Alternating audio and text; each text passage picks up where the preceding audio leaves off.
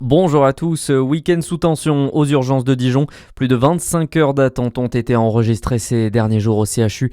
Conséquence directe de la grève des médecins libéraux, les praticiens de SOS Médecins étaient mobilisés, tout comme les médecins des urgences de l'hôpital privé Dijon-Bourgogne. Ces professionnels de santé protestent contre la loi de financement de la sécurité sociale.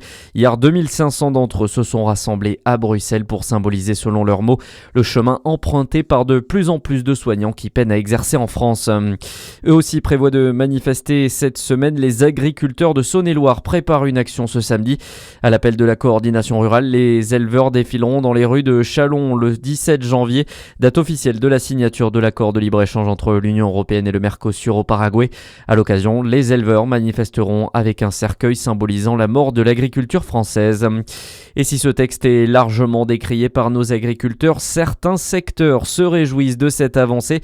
C'est le cas notamment de l'industrie automobile, comme l'explique Guillaume Crunel, spécialiste automobile au cabinet de conseil de Loite. Nos industries font face à un marché européen qui est pour le moins stagnant, un marché américain qui est extrêmement difficile pour nos constructeurs et une Chine qui se referme. Alors il faut bien trouver des zones de croissance.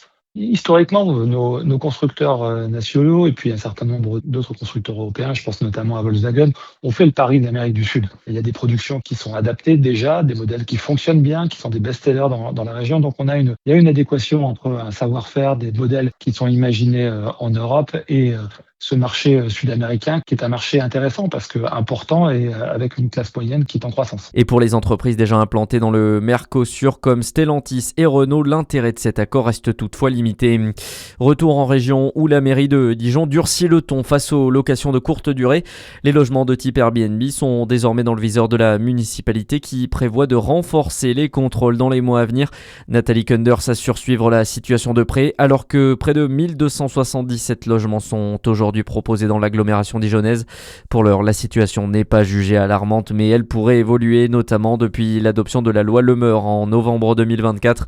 Un texte qui promet entre autres aux copropriétés d'interdire la location de meublés de tourisme.